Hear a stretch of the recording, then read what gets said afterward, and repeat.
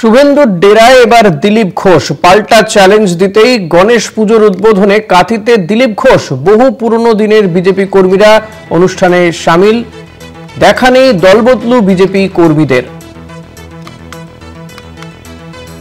শুভেন্দুর ডেরায় এবার দিলীপ ঘোষের চ্যালেঞ্জ। গণেশ পুজোর উদ্বোধনে গেলেন দিলীপ ঘোষ।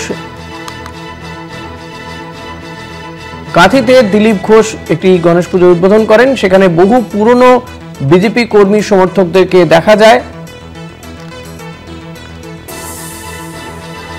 সমীরণ সাউ রয়েছে। সমীরণ, এক্ষেত্রে বিজেপি কর্মী সমর্থকরা তারা কি বলছেন?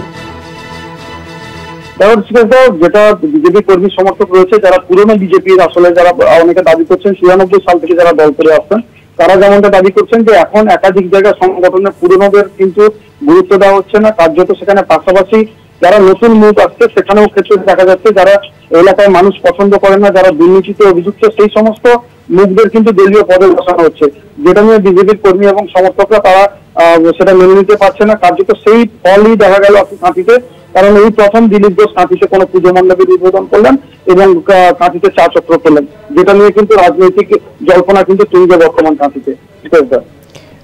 অনেক ধন্যবাদ সমীরণ। কথা বলছিলাম প্রতিনিধি সমীরণ সাউয়ের সঙ্গে।